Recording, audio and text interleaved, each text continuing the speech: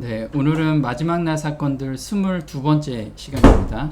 오늘 주제로는요, 90%는 야곱의 환란을 통과할 수 없다라는 주제를 가지고 한번 이야기해 보려고 합니다. 왜 통과를 못하냐면, 현재 그 통과할 수 있는 경험을 하나님께서 저희한테 허락을 하시는데, 그 경험을 우리가 지금 순종하지 못하고 삶을 살기 때문에 그렇습니다. 그러면 야곱의 환란을 통과할 수 있는 믿음이 무엇이고 경험이 무엇인지 오늘 저희가 정확히 알고 그 경험을 갈망하면서 사는 성도들이 됐으면 좋겠습니다. 개국 이래로 없던 환란을 우리는 모두 경험하게 될 겁니다. 이 환란을 어떻게 통과해야 될지 하나님께서는 각 개인이 이 환란을 통과할 수 있는 경험과 믿음을 주시기 위해서 오늘 훈련을 시키시고 계세요. 우리가 그 음성을 거절만 하지 않는다면 누구나가 이 환란을 통과할 수가 있는데, 우리가 그걸 계속해서 거절하기 때문에 신앙생활은 하고는 있지만 발전이 없는 거라는 거죠. 다니엘서 12장 1절에 이렇게 나옵니다. 그때 내 민족을 호위하는 대군 미가엘이 일어날 것이요 또 환란이 있으리니 이는 개국 이래로 그때까지 없던 환란일 것이며 그때 내 백성 중 무릇 책에 기록된 모든 자가 구원을 얻을 것이라. 네, 자, 환란이 있겠다라고 말씀을 하시는데, 예수님이 재림 전에 환란이 있으리니 이는 개국 이래로 그때까지 없던 환란일 것이라고 이야기를 합니다. 그래서 우리가 육체적인 핍박, 그 핍박보다도 훨씬 더 큰 정신적인 고통이 따르게 될 건데요. 이것을 우리는 맞이할 준비를 오늘 해야 된다라는 거죠. 한번 보겠습니다. 개국 이래로 그때까지 없던 환란의 때가 곧 우리에게 닥쳐올 것이다. 그러므로 우리는 현재 경험하고 있지 못한 경험, 즉 사람들이 얻기를 너무도 게을리하고 있는 한 가지 경험을 얻어야 할 필요가 있다. 예상했던 것보다 실제로 당하는 환란이 가벼운 것이 상례이지만 우리 앞에 있는 위기는 그렇지 않다. 가장 자세하게 묘사하여도 그 시련의 크기를 여실하게 표현할 수 없다. 그 환란의 때에 각 사람은 자신의 힘으로 하나님 앞에 서야 한다. 비록 노아, 다니엘, 욥이 거기 있을지라도 나의 삶을 두고 맹세하노니 그들은 자녀도 건지지 못하고 자기의 의로 자기의 생명만 건지리라. 네, 지금 여기서 이야기하는 것은 곧 우리가 야곱의 환란을 경험하게 될 건데, 현재 경험하고 있지 못한 경험을 우리는 지금 하고 있어야 돼요. 그래서 저 죄사함 받았어요. 십자가를 믿고 저는 오늘을 살고 있습니다. 여기에서 멈추면 안 된다라는 거예요. 거기에서 안주하면 이 야곱의 환란을 우리가 통과할 수 없다라는 거예요. 그런 사람들을 뭐라고 얘기하냐면, 사람들이 얻기를 너무도 게을리하는 사람이라는 거예요. 거기에서 멈추고 있다라면. 근데 우리 대다수는 그 기별을 지금 이야기하고 있다라는 거죠. 거기에서 한 단계를 더 가야 된다라는 거예요. 자, 그 시련의 크기를 여실하게 표현할 수가 없대요. 얼마나 큰지 우리는 상상할 수도 없는 그런 환란이라는 거죠. 근데 또 이야기하는 것이, 그 환란의 때에 각 사람은 자기의 힘으로 하나님 앞에 서야 한다. 여기서 자기의 힘이래요. 우리는 지금까지 예수님을 온전히 의지하는 그 믿음인데, 여기서 갑자기 자기의 힘, 또 뭐라고 얘기하냐면 자기의 의로 자기의 생명만 건지리라, 이렇게 이야기를 하고 있습니다. 이 뜻이 무엇인지 우리가 좀 알아야겠죠. 자, 현재 경험하고 있지 못한 경험이 어떤 경험일까요? 보겠습니다. 우리의 대제사장께서 우리를 위하여 속죄하고 계시는 오늘날 우리는 그리스도 안에서 완전하여지고자 노력해야 한다. 우리 구주께서는 비록 생각으로라도 유혹의 힘에 굴복당하지 않으셨다. 사단은 사람의 마음 가운데 그가 발을 붙일 어떤 곳이 있는지 찾는다. 그러던 중 어떤 죄된 욕망을 품게 되면 그것을 발판으로 삼아 유혹의 힘을 발휘한다. 지금 보면 현재 경험하고 있지 못한 경험이 어떤 경험이냐면 그리스도 안에서 완전하여지고자 노력하지 않는다라는 거예요. 어떤 죄를 짓고 거기에서 그 죄가 더 이상 나한테 유혹이 되지 않을 정도로 온전한 용서의 경험, 마음이 변화되는 경험 가운데로 들어갈 수 있을 정도 있게끔 우리가 매달려야 되는데 죄 짓고 또 회개하고 또 죄 짓고 회개하고 이렇게 반복적인 그 신앙은 우리가 현재 경험하지 못한 경험 가운데 들어가지 못하고 있는 거라는 거예요. 또 보겠습니다. 그러나 사단은 하나님의 아들에게 승리를 얻을 수 있는 길을 전혀 발견할 수 없었다. 예수님께서는 당신의 아버지의 계명을 지키셨다.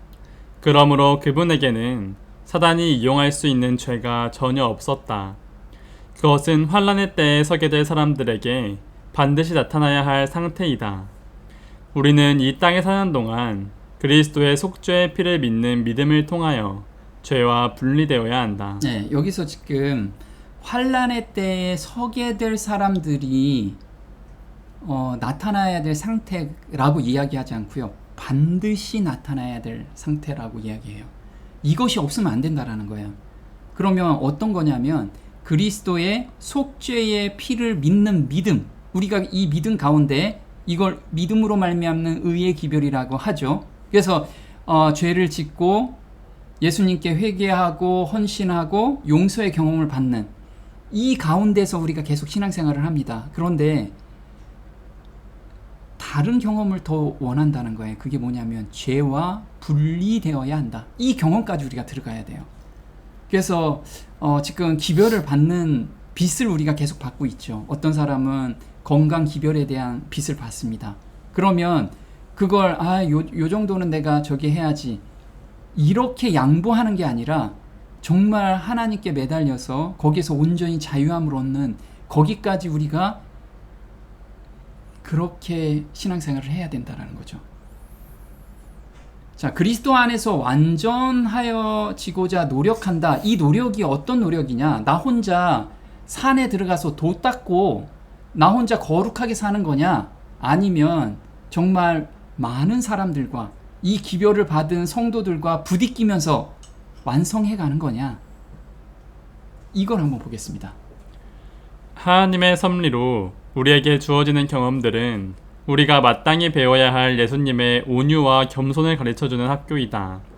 하나님께서는 언제나 우리 앞에 더욱 안이하고 즐거워 보이는 길, 곧 우리가 택하기를 좋아할 그런 길이 아니라 생애의 진정한 목적이 되는 길을 제시해 주신다. 그러므로 우리의 품성을 그 거룩하신 모본을 따라 이루는 사업에 있어서 하나님께서 사용하시는 대리자들과 협력하는 일이 우리에게 부과되어 있다. 이 일을 게을리하거나 지연시키는 자들은 누구나 그들의 영혼을 가장 무서운 위험에 빠뜨릴 수밖에 없다. 네, 우리가 지금 경험해야 될 경험은 뭐냐면 예수님의 온유와 겸손이라는 거예요. 혼자서 온유와 겸손을 배울 수 있나요?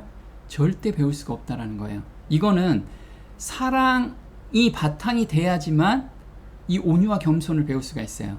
그러면 혼자 사랑할 수는 없잖아요. 둘이 사랑할 수도 없어요. 둘 이상이 사랑할 수가 있다라는 거예요. 그래서 저는 하나님께서 사용하시는 대리자들과 협력하는 일, 그래서 이런 대리자들이 앞으로 많이 나올 거라는 거죠. 그런 사람들과 같이 우리가 교제하면서 하나님의 일에 우리가 올인하면서 자기가 가지고 있는 죄된 습관과 품성들이 다 사라져야 된다라는 거예요. 그 사라지게 하는 것이 하나님의 섭리로 그 일 가운데서 그런 일 가운데서 이것이 이루어진다라는 거예요. 이걸 게을리하거나 지연시키는 자들은 누구나 그들의 영혼을 가장 무서운 위협에 빠뜨릴 수밖에 없다라는 거예요. 자, 야곱의 환난은 지상에서 어느 누구도 경험하지 못한 내외적 고통인데 누구나 다 경험한다라는 거죠. 예레미야서 30장 5절입니다. 여호와께서 이같이 말씀하시되 우리가 떨리는 소리를 들으니 두려움이요 평안함이 아니로다. 너희는 자식을 해산하는 남자가 있는가 물어보라.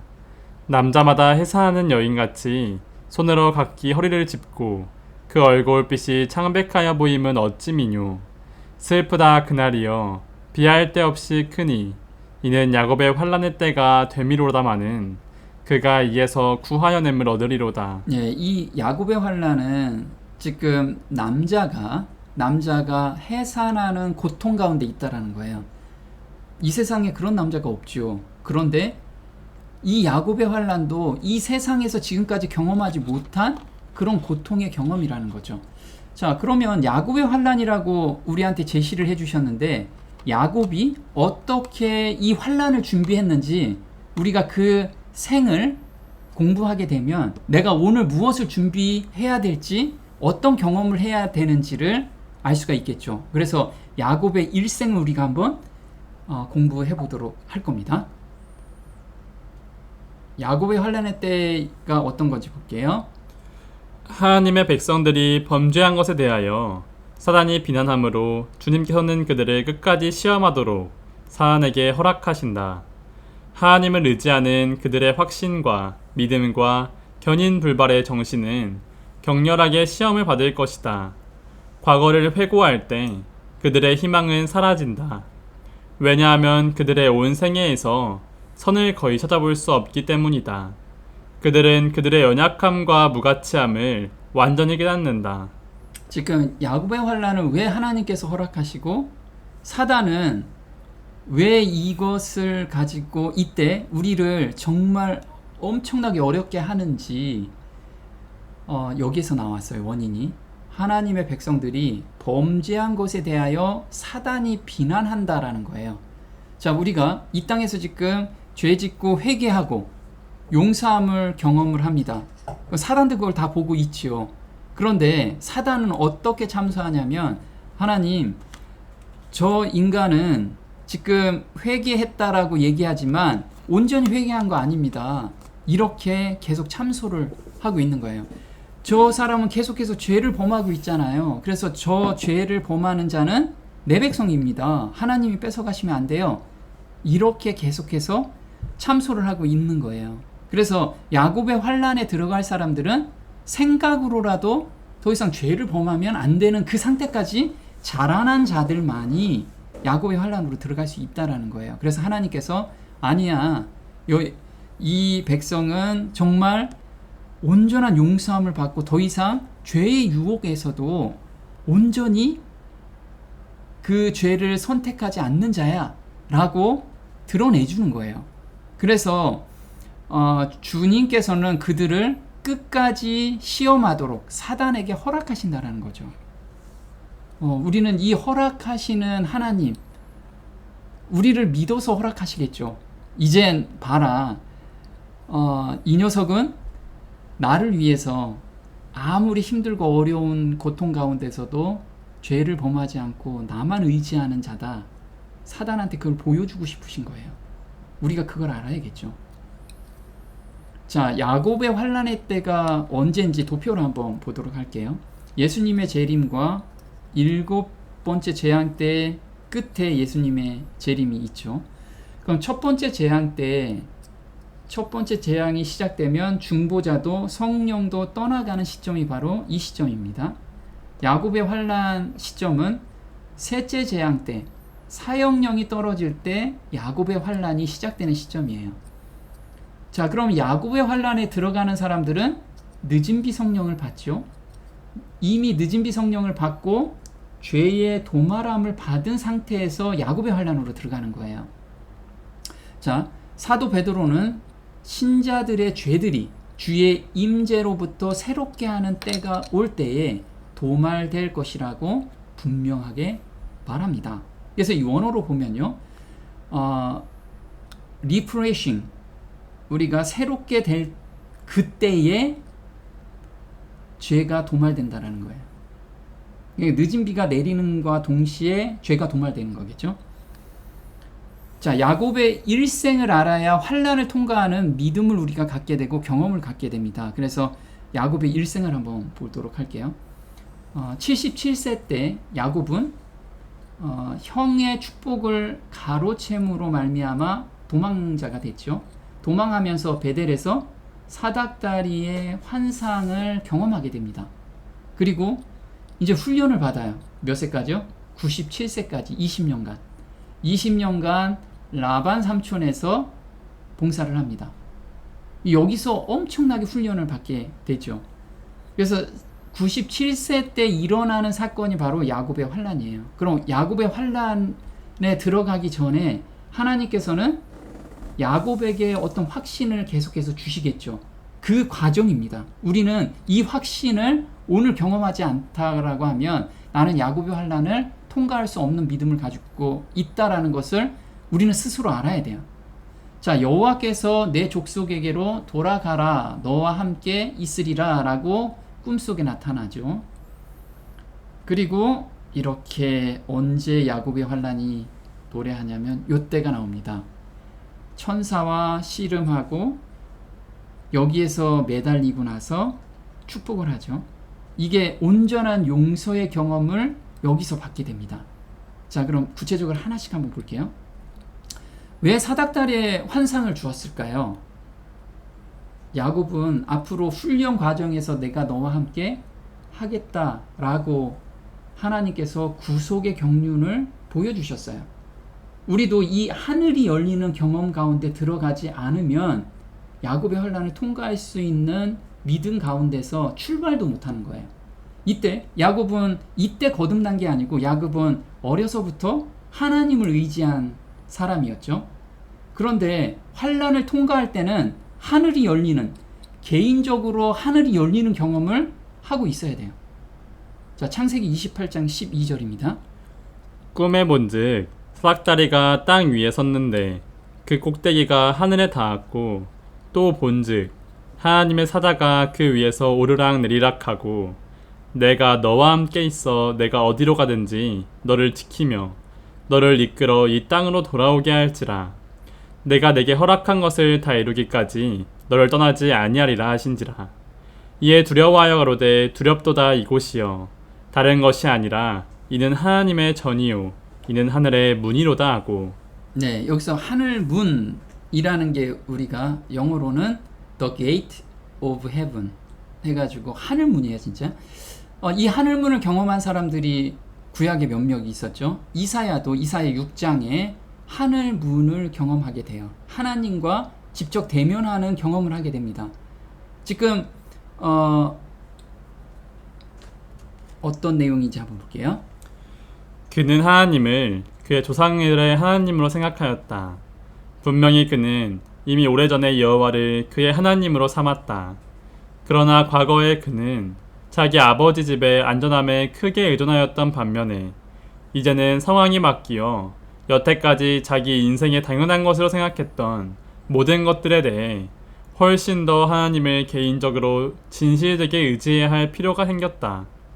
이것은 처음으로 하나님께 나아가는 일과 관련된 것이 아니라 좀 더 친밀하고 성숙하며 이해심 있는 하나님과의 교제의 문제였다. 네, 그래서 우리가 정노의 계단에서 1장에서 6장까지는 거듭남의 경험이죠. 그리고 7장부터는 우리가 사명과 생애를 받는 그 단계입니다. 근데 하나님과 개인적으로 정말 진실되게 의지하는 그 환경 가운데 우리가 들어가요. 우리가 흔히들 이렇죠. 부모님 안에 우리가 삶을 살다가 혼자서 독립하는 시점이 와요.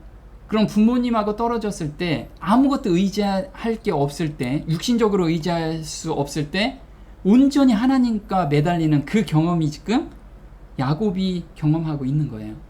그래서 우리가 신앙생활에서도 마찬가지라는 거죠. 우리는 육체적으로 독립될 때 하나님하고 굉장히 친분 있는 그런 관계에 들어가요. 그래서 우리가 가장 경제적인 독립 또는 어떤 일적인 독립 그리고 우리 환경적인 독립 이런 것들이 발생할 때 그때부터 신앙이 피상적인 신앙이 정말 온전한 신앙으로 매달리는 신앙으로 개인적인 신앙으로 바뀐다라는 거죠. 그때가 지금 야곱이 경험하고 있는 신앙이에요. 근데 왜 이 경험을 줬는지 보겠습니다. 주께서는 야곱을 애워쌀 악한 가마와 그가 당할 위험을 아셨다. 그분께서는 자비로써 이 회개하는 도망자에게 장래를 열어 보이시고 그가 자신에 관한 하나님의 목적을 깨달아서 우상 숭배자들과 간악한 자들 가운데 홀로 있게 될 때 그에게 분명히 닥쳐올 유혹들을 저항할 준비를 하게 하셨다. 그가 목표로 삼아야 할 높은 표준이 항상 그의 앞에 있을 것이었다. 그리고 그를 통하여 하나님의 목적이 성취되고 있다는 인식은 그를 신실하게 되도록 끊임없이 자극할 것이었다. 이 이상 가운데서 구속의 경륜이 야곱에게 나타났는데 완전하지는 않았으나 그 당시 그에게 필요되는 부분만큼만 나타났다. 네, 지금 야곱한테 이걸 준 목적은 어떤 거였냐면 앞으로 나갈 그 곳은 우상 숭배자들이 너무 많았고 그 다음에 죄로 넘어갈 환경이었다라는 거예요. 그런데 그 환경 안에서도 그 유혹이 왔을 때 내가 너와 항상 함께 한다라는 그 확신을 주기 위해서, 그래서 그 유혹들을 저항하게 하기 위함이었다라는 거예요. 그리고 하나님께서는 너는 다시 이곳으로 돌아올 것이다 라는 구속의 경륜을 이야기를 해줬어요. 그런데 야곱은 그것을 일부만 깨달았죠. 우리도 마찬가지예요. 우리가 앞으로 예수님이 재림이 곧 오실 건데 이 오시는 재림이 단순히 나 혼자의 구원이 아니라 우주 가운데서 구속의 경륜 안에 내가 오늘 어떤 일을 하고 있다라는 것을 점점 깨닫게 되면 죄의 유혹과 세상적인 어떤 걱정에서 내가 벗어나서 정말 하나님만 바라보고 그런 삶으로 우리를 인도하신다는 거예요. 그런데 빛이 비춰졌을 때 작은 빛에 순종할 때 점점 큰 빛으로 우리를 계속해서 인도해 가신다는 거죠. 자, 하늘이 열리는 경험에 들어갔는지 어떻게 알 수 있는지, 자, 창세기 28장 20절입니다. 야곱이 서원하여 이르되 하나님께서 나와 함께 하셔서 내가 가는 이 길에서 나를 지키시고 먹을 빵과 입을 옷을 내게 주사 내가 평안히 내 아버지 집으로 되돌아오게 하시면 주께서 나의 하나님이 되시고 내가 기둥으로 세운 이 돌이 하나님의 집이 되며 하나님께서 내게 주실 모든 것에서 10분의 1을 내가 반드시 하나님께 드리겠나이다 하였더라. 네, 지금 하나님의 계획을 내가 발견하고 하나님을 정말 본 사람들은 무엇을 하게 되냐면 나의 모든 재능과 나의 모든 벌어들이는 재물 이런 것을 하나님 일에 쓰려는 그런 충동이 막 생긴다라는 거예요. 그래서 여기서 단순히 10분의 1을 드린다라고 고백을 했지만 이 10분의 1 안에는 자기의 모든 것을 하나님 일에 쓰겠다라는 고백이라는 거예요. 그래서 이사야 6장에 하나님의 쉐키나 영광을 보고 나서 누가 갈 거라고 하나님께서 말씀하실 때 저를 보내주세요. 제가 가겠나이다. 이런 고백이 나오는 것이 바로 하늘이 열리는 경험, 하나님을 본 경험을 한 자들이라는 거예요. 이거는 거듭남과 또 다른 별개의 차원이라는 거예요. 거듭난 다음에 사명과 생애를 받는 그 단계로 들어간 사람만이 이 고백이 가능하다는 거죠. 보겠습니다. 우리의 시간, 우리의 재간, 우리의 재산은 우리에게 이런 축복들을 위탁하신 분께 거룩히 바쳐져야 한다. 우리를 위하여 특별한 구원을 베푸시거나 새롭고 얘기하지 않은 은총이 우리에게 허락될 때마다 우리는 말로써 감사할 뿐 아니라 야곱처럼 그분의 사업에 예물과 헌금을 드려 하나님의 선하심을 인정하여야 한다.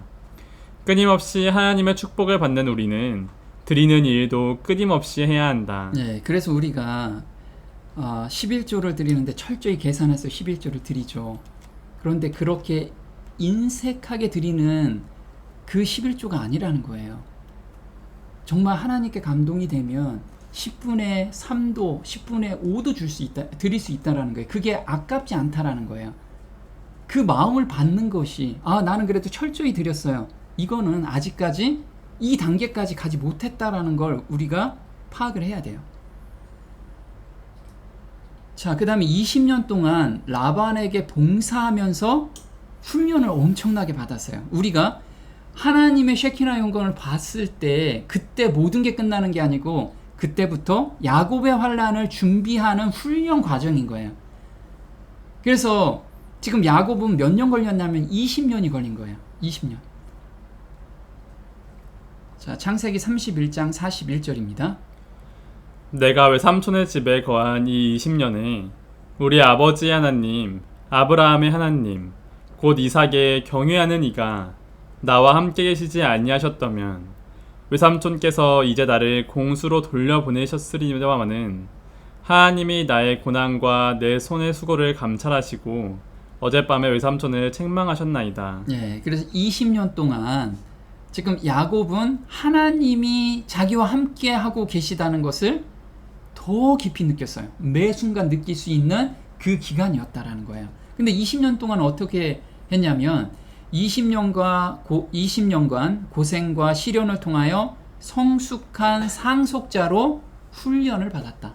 처음 7년은 라헬과 결혼한다는 육신적 욕심으로 즐겁게 보냈고, 자 여기서 보면 지금 7년 동안은 자기가 하나님을 섬겨야겠다라고 한 것이 아니라 자기 눈에 라헬이 너무 이뻐가지고 라헬과 결혼한다는 그 즐거움 때문에 한 거예요. 육신적인. 근데 두 번째 7년은 그 육신적인 것이 얼마나 자기한테 고통을 주었는지를 이제 하나님께서 깨닫게 해주셨어요. 그래서 라반의 신부 바꿔치기와 야곱의 잘못된 선택으로 두 여인과 결합함으로 각종 분란과 다툼과 시련 기간이 있었죠.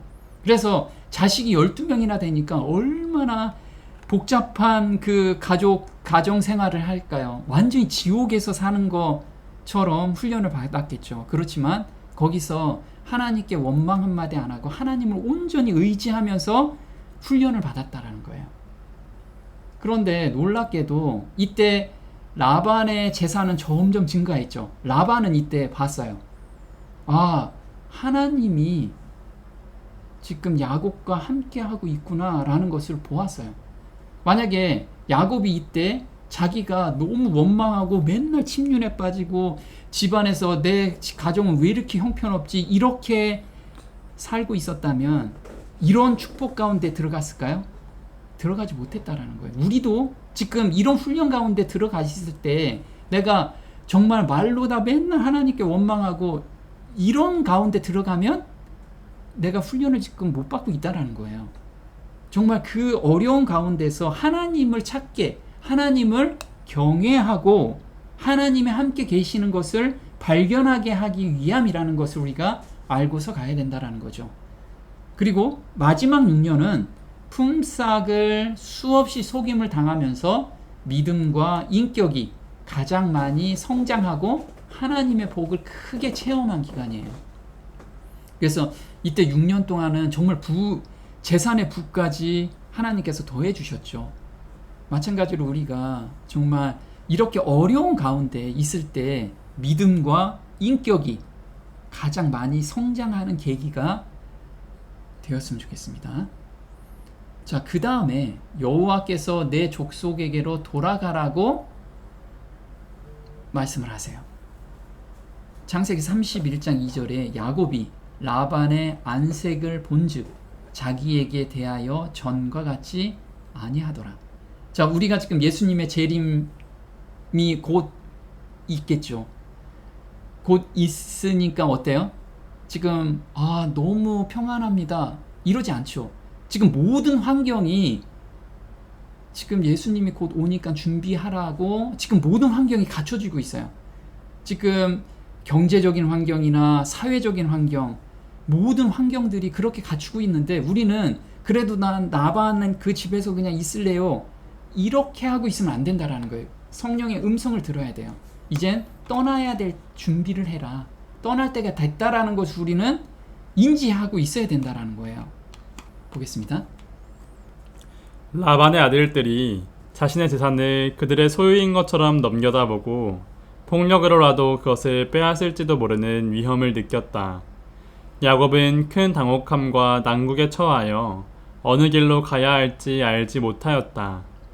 그러나 은혜스러운 베델의 약속을 생각하고 그는 자신의 사정을 하나님께 아뢰며 그분의 지시를 구하였다. 네, 우리가 지금 이 환경에서 전 어떻게 해야 됩니까, 하나님? 저 어디로 가야 되나요? 이렇게 기도하잖아요. 그러면 하나님께서 내가 올 때 무엇을 준비하라고, 우리가 지금 마지막 날 사건들을 계속 공부하고 있습니다. 그러면 자기가 무엇을 해야 될지 명확하게 들려요. 그걸 억지로 내가 거부하기 때문에 안 들리는 거지. 이렇게 야곱이 기도할 때 말씀을 하시죠. 또 보겠습니다. 라반이 그의 적개심을 실천에 옮기지 않은 것은 하나님께서 친히 당신의 종을 보호하시기 위하여 중재하신 사실 때문이었다. 라반이 말하기를 너를 해야 할 만한 능력이 내 손에 있으나 너희 아버지의 하나님이 어젯밤에 내게 말씀하시기를 너는 삼가 야곱에게 선악간 말하지 말라 하셨느니라고 하였다. 지금 야곱이 가족을 데리고 지금 라반에게서 지금 벗어나서 베델로 지금 돌아가고 있죠. 돌아가고 있는데 이렇게 쫓아오게 된 거죠. 라반이 지금 쫓아올 때 하나님께서 그 꿈에 나타나서 해하지 말라라고 이야기를 하는 거예요. 자, 우리가 지금 하나님께로 돌아가려고 정리를 하고 있습니다. 삶을 정리하고 있어야 돼요. 그럴 때 온갖 핍박과 이상한 이야기들이 들려요. 그래도 우리는 하나님의 약속을 믿고 그걸 실천해 가야 돼요. 그럼 하나님께서 그 환경을 그렇게 만들어 주세요. 우리가 거기에 맞춰서 갈 수 있게끔. 우리는 이 하나님을 경험해야 된다라는 거죠. 자, 하나님의 사자들을 만나게 됩니다. 이게 마하나임에서 만나게 되죠. 한번 보겠습니다. 야곱이 그 길을 진행하더니 하나님의 사자들이 그를 만난지라. 야곱이 그들을 볼 때 이르기를 이는 하나님의 군대라 하고 그 땅 이름을 마하나임이라 하였더라. 네, 이걸 보여준 이유가 있어요. 마하나임은 두 진영, 두 군대라고 합니다.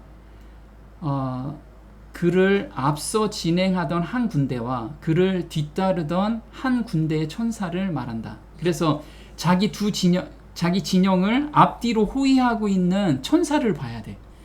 우리가 지금 어려운 환경에 있을 때 나를 도우고 계시는 천사를 봐야 돼요. 경험해야 돼요.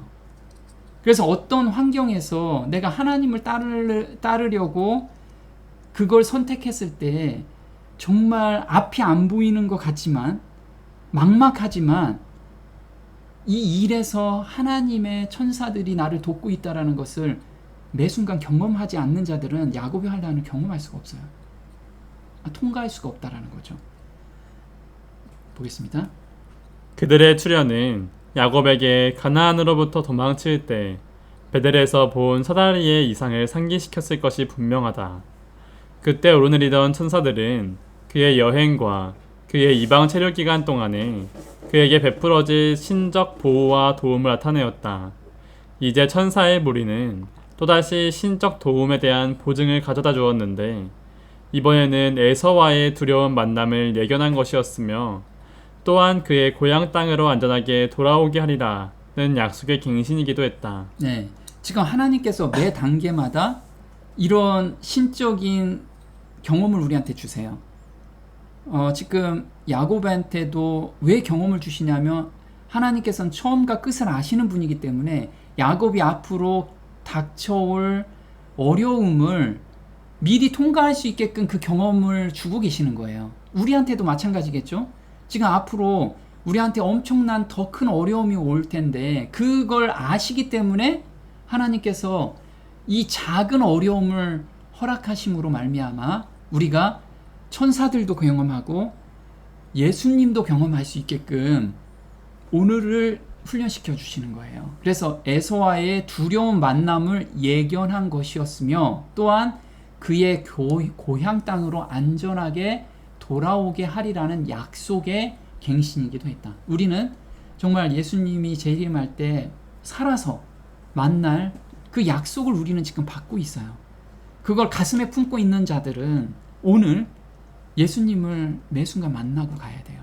어려운 환경 가운데서도 천사가 나를 보호하고 있다라는 것을 우리는 경험 가운데 들어가 줘야 된다라는 거죠.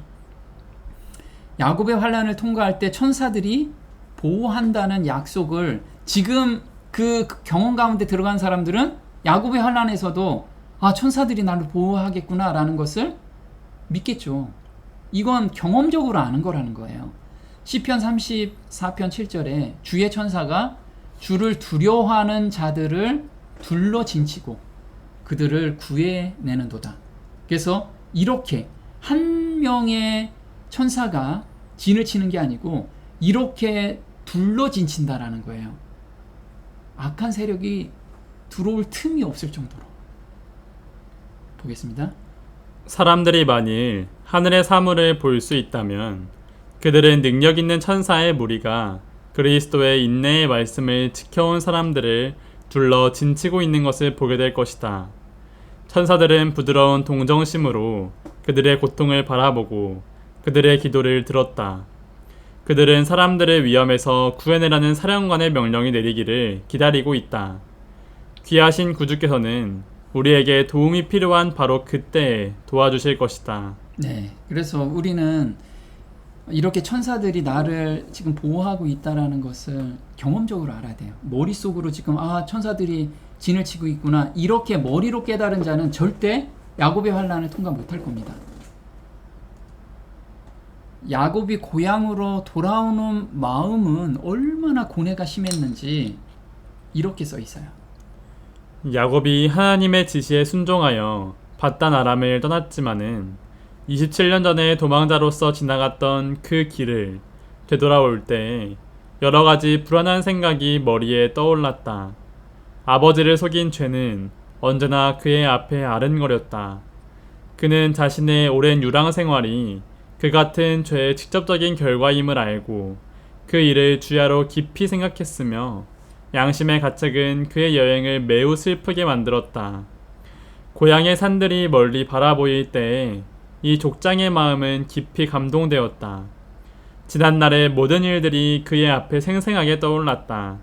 자기 죄에 대한 기억과 아울러 그를 향한 하나님의 은총과 도와주시고 인도하여 주시겠다는 그분의 약속이 함께 떠올랐다. 네, 지금 이 족장은 두 가지 마음을 가지고 있죠. 하나는 자기가 자기 아버지를 속인 죄, 그리고 형을 속인 죄, 이 죄책감이 계속해서 몰려왔어요. 이게 온전한 용서의 경험을 자기 마음의 확신을 못 갖고 있는 거예요.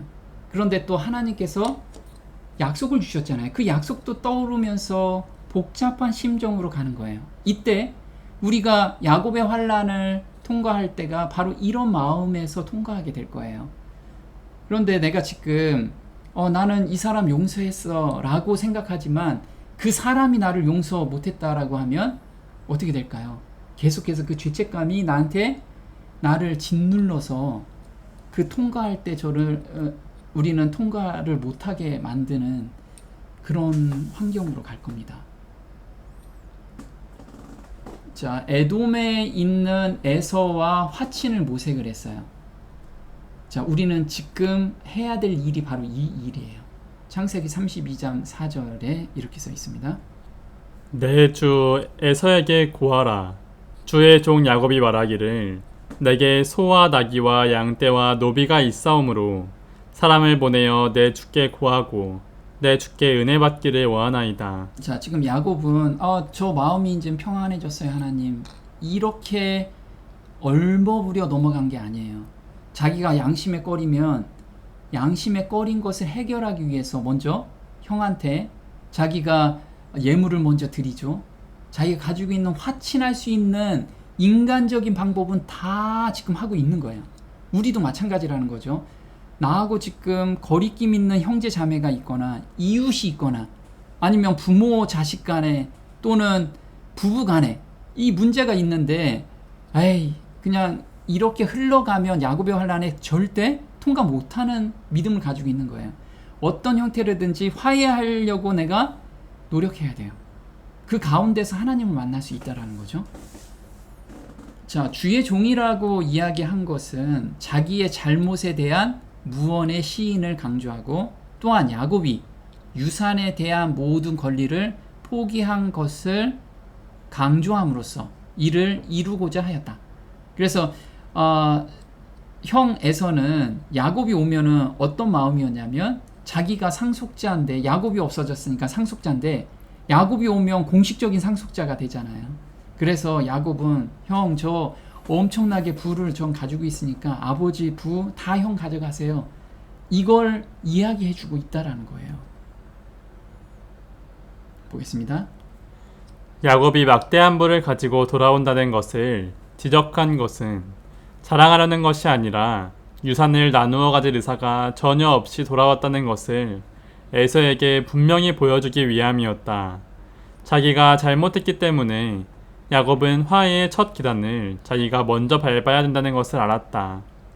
이것을 염두에 두고 그는 에서가 용서하고 자기를 우호적으로 맞아줄 것을 희망하는 표현을 자기의 기별에 덧붙였다. 네, 그래서 야곱은 지금 형하고 어떻게 하면 해결하려고 노력을 계속하고 있죠. 그런데 사단의 충동으로 에서는 400인을 데리고 야곱을 죽이려고 달려와요. 자, 우리가 지금 화해하려고 하는데 내 마음을 화해하려고 하는데 상대방은 화해를 받아주려고 하지 않죠. 우리가 일반적인 삶이 다 그렇다라는 거예요. 그렇다고 난 여기까지 했으니까 인간적으로 다 했으니까 저 이제 하나님 못하겠어요. 여기까지 멈추면 하나님이 원하시는 게 아니라는 거예요. 한번 보겠습니다. 야곱이 도망한 후에 에서는 자기 자신이 아버지의 재산에 대한 유일한 상속자라고 생각하였다. 야곱이 돌아온다는 소식은 에서로 하여금 야곱이 상속권을 주장하기 위하여 오고 있다는 두려움을 일으킬 것이었다. 네, 그래서 이 두려움을 준 게 누구냐면 사단이 계속해서 주고 있었던 거예요. 우리가 용서를 빌고 상대방한테 관계를 회복하고 싶어도 상대방은 오히려 더 예전보다 더 악하게 나를 대할 수 있어요. 그거는 나를 지금 더 연마시키는 하나님의 섭리에 들어가 있다는 걸 우리는 알아야 된다는 거예요. 환난을 피하기 위해서 할 수 있는 모든 것을 한 후에 약속을 주장해야 돼요. 한번 보겠습니다. 무장도 안 하고 아무 방비도 없는 그의 일행은 원수를 만날 아무런 준비도 되어 있지 않았다. 그는 그의 많은 양떼 중에서 골라낸 후한 선물을 친선의 기별과 함께 에서에게 보냈다. 그는 형에게 잘못한 죄를 속하고 무서운 위기를 피하기 위하여 자기 힘으로 할 수 있는 모든 일을 다한 후에 그는 겸손히 회개하는 마음으로 하나님의 보호를 간구하였다. 네, 그래서 지금 화해하기 위해서 선물 주고 그 다음에 계속해서 기도하고 간구했죠. 자기 잘못에 대한 회개를 계속하고 이 상태에 우린 계속 들어가야 돼요. 창세기 32장 9절입니다. 야곱이 또 가로되 나의 조부 아브라함의 하나님 나의 아버지 이삭의 하나님 여호와여 주께서 전에 내게 명하시기를 내 고향 내 족속에게로 돌아가라 내가 내게 은혜를 베풀리라 하셨나이다. 나는 주께서 주의 종에게 베푸신 모든 은총과 모든 진리를 조금이라도 감당할 수 없사오나 내가 내 지팡이만 가지고 이 요단을 건넜더니 지금은 두 때나 이루었나이다. 내가 주께 간구하오니 내 형의 손에서 에서의 손에서 나를 건져내시옵소서. 내가 그를 두려워하옴은 그가 와서 나와 내 처자들을 칠까 겁냄이니이다. 주께서 말씀하시기를 내가 정녕 내게 은혜를 베풀어 내 씨로 바다에 셀 수 없는 모래와 같이 많게 하리라 하셨나이다. 자, 지금 야곱이 하나님의 약속을 간구하고 있죠. 약속을 실현해달라고 간구하고 있어요. 근데 이 간구할 때 과거의 경험을 계속해서 돌아보면서 그걸 고백하면서 하나님께 매달리고 있어요. 과거의 경험들. 하나님이 여기까지 나를 인도하셨다라는 그 경험 가운데 있지 않으면 내가 이 기도가 나올 수가 없다라는 거예요. 이 갑작스럽게 닥치는 이 환난이 나한테는 감당할 수 없는, 그래서 우리는 이 경험 가운데 있어야 돼요. 오늘 온 세상에서 혼자인 것처럼 믿음을 시험받게 될 거예요. 우리는 창세기 32장 24절에 야곱은 홀로 남았더니 어떤 사람이 날이 새도록 야곱과 씨름하다가, 그래서 지금 우리가 부모님이 좀 누구를 믿고 또는 기별 전하는 자를 믿고 그 사람 따라가야지, 이런 믿음은 통과할 수 없는 믿음이에요. 이거는 각자가 홀로 서야 되는 믿음이라는 거예요. 경험해야 되는 믿음이라는 거죠. 보겠습니다. 그들은 이제 야복강에 이르렀다. 밤이 되어 야곱은 가족들을 보내어 강의 얕은 여울을 건너게 하고 그는 홀로 뒤에 남았다. 야곱은 그 밤을 기도하며 보내기로 결심하고 홀로 하나님과 같이 있기를 바랐다. 하나님께서는 에서의 마음을 부드럽게 하실 수 있으셨다. 그의 유일한 희망은 하나님께 있었다. 네, 지금 야곱은 자기가 범한 죄, 이 지금 상황은 자기가 범한 죄 때문에 그렇다라는 것을 스스로 알기 때문에 그걸 하나님과 해결하고 싶었던 거예요. 우리도 마찬가지죠. 내가 범한 죄를 옆에 사람이 책임져 줄 수 없다라는 거예요. 그래서 준비하는 일은 각기 개인적인 일이다. 우리는 단체로 구원받지 않는다. 사람의 정결과 헌신은 다른 사람으로 이러한 성품의 부족을 벌충하지 못할 것이다. 마음 백성이 하나님 앞에서 심판을 거쳐야 하나 그분은 지상에 다른 사람이 전혀 존재하지 않는 것처럼 밀접하고도 철저한 정사, 자세히 조사함으로 각 개인의 경우를 검사하실 것이다. 모두가 시험 받아야 하며 점이나 주름 잡힘이나 기타 그러한 오점이 드러나지 않아야 한다. 그래서 우리는 하나님과 개별적으로 온전히 선한 경험을 하고 있지 않다면 아무도 도와줄 수 없다라는 거예요. 자, 외적 환난 중에 죄책감이 영혼을 억눌렀고요. 이때 약속을 붙들고 온전한 용서함을 경험해달라고 매달렸을 때 참 평안함을 얻게 되죠. 보겠습니다. 한마디 말도 없이 야곱은 혼신의 힘을 다해 싸웠으며 한순간도 그의 노력을 늦추지 않았다. 이처럼 그가 자기의 생명을 위해 싸우는 동안 죄책감이 그의 영혼을 억눌렀으며 그의 죄가 되살아나 그를 하나님께로부터 떼어놓으려 하였다. 그러나 그는 무서운 궁지에 빠져 있었지만은 하나님의 약속을 기억하고 전심으로 하나님의 자비를 간청하였다. 네, 우리가 경험해야 될 내용이에요. 하나님께 계속해서 매달리고 있는 가운데서도 사단은 계속해서 죄책감을 우리한테 줄 거라는 거죠. 그 죄책감은 너무 힘들 거예요. 그런데 오늘 그 죄책감에서 벗어나기 위해서 내가 새 마음을 받기 위해서 매달리지 않는 자들은 이때 이 죄책감에 눌려서 죽게 될 거예요. 진짜. 보겠습니다. 야곱은 이제 불구가 되어 격심한 고통을 느꼈으나 그가 잡고 있는 것을 놓으려 하지 않았다. 온전히 통회하고 상한 심령으로 그는 천사에게 매달렸다. 그는 축복을 타원하면서 울며 그에게 간구하였다. 그는 자기의 죄가 용서받았다는 보증을 받아야 하였다. 육체적 고통도 이러한 그의 목적을 단념시킬 수 없었다.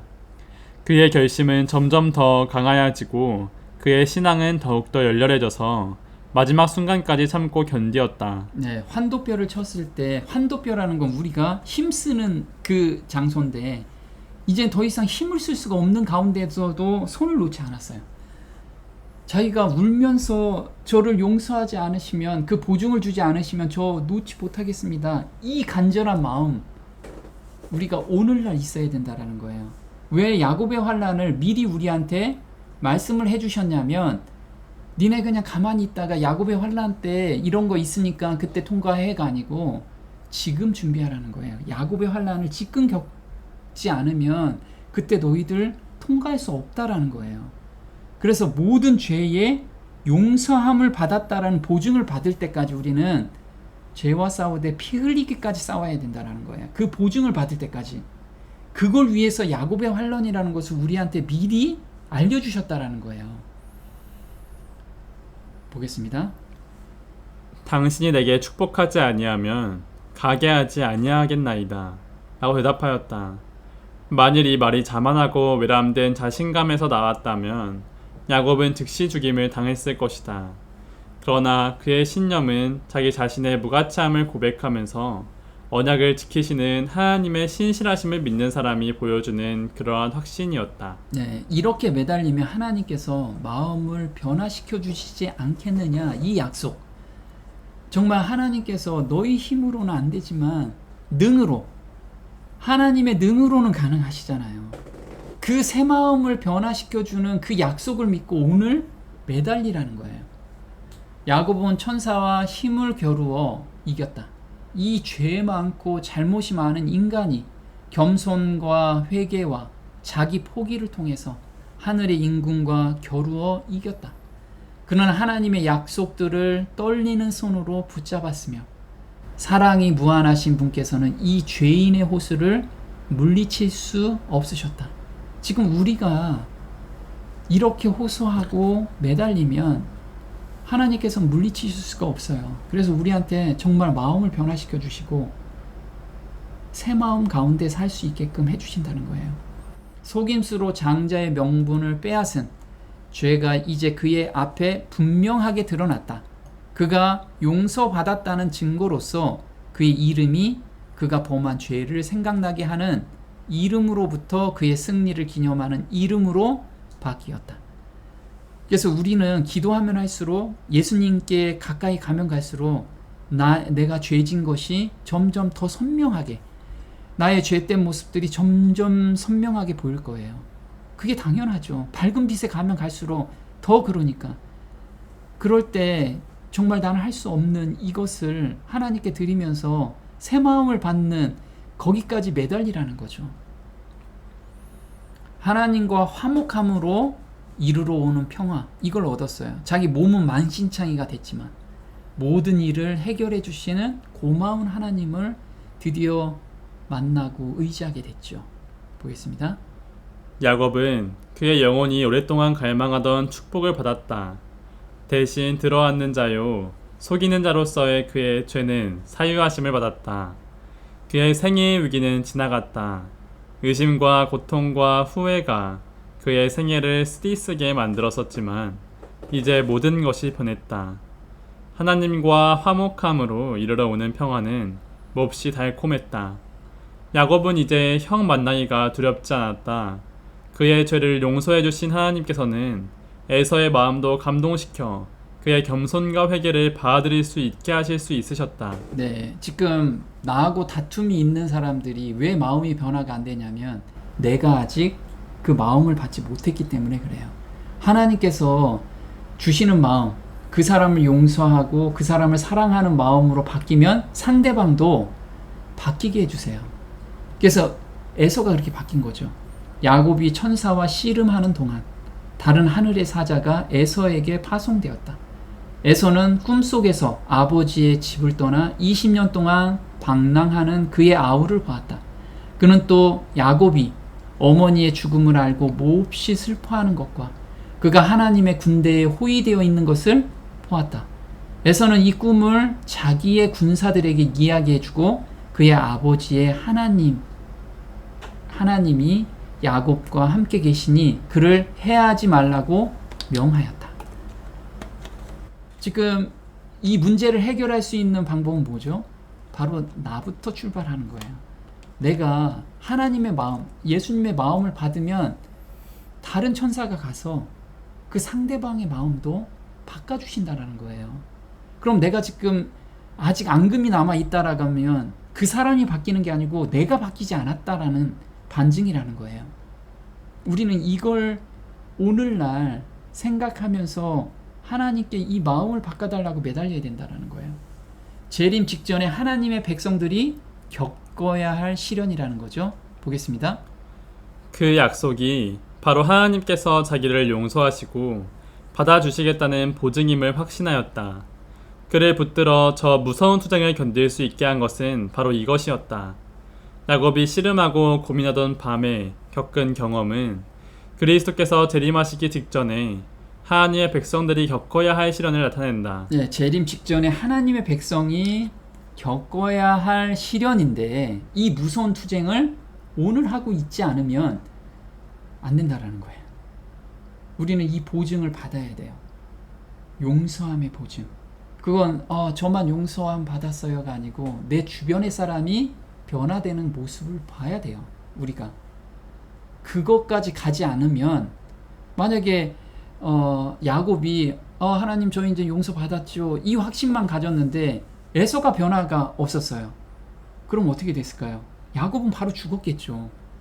마찬가지라는 거예요. 우리가 나는 괜찮아요, 저는 하나님께 용서받았어요, 이렇게 마음 편하게, 상대방은 지금 죽을 상 쓰고 있는데 자기만 의롭고 자기만 평안하게 사는 사람들이 그리스도인이 너무 많다라는 거예요. 가짜 용서함을 받고 있는데 거기에 속고 있다라는 거죠. 보겠습니다. 투쟁을 겪은 지 얼마 되지 않으므로 얼굴은 창백하고 발을 절름거리면서 그는 발걸음마다 아픔을 이기지 못해 멈추면서 천천히 걸어 나가갔으나 그의 얼굴은 기쁨과 평화로 빛나고 있었다. 저들은 야곱의 질환을 보았으나 그의 연약함이 바로 그의 능력이 되었다는 사실을 거의 생각지 못했다. 야복 강가에서 고민하던 밤, 멸망이 바로 그의 앞에 이른 것처럼 보이던 그때 야곱은 인간의 도움이 얼마나 헛된 것이며 인간의 능력을 신뢰하는 모든 일이 얼마나 어리석은 것임을 알게 되었다. 그가 하나님께 그처럼 큰 죄를 지었으나 그의 유일한 도움 역시 하나님께로부터 와야 한다는 것을 깨달았다. 네, 지금 보면 왜 환도뼈를 치셨냐면 야곱이 힘쓸 수 있는 모든 근원을 끊어버리신 거예요. 우리도 마찬가지라는 거죠. 내가 지금 온전하게 상대방을 용서 못하고 상대방과 화해를 못하는 건 나의 자존심, 내가 어떻게 했는데, 내가 어떤 사람인데, 이 자존심이 온전히 내려놓지 못하면 이 기쁨을 경험할 수가 없어요. 그래서 우리는 야곱의 환난을 경험한다라는 것은 지금 나의 환도뼈가 끊어져야 돼요.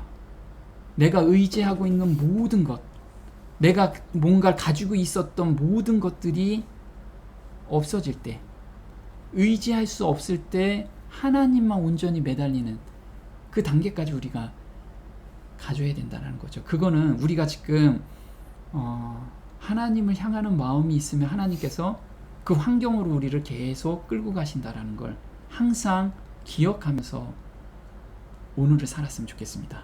오늘 여기까지 하겠습니다.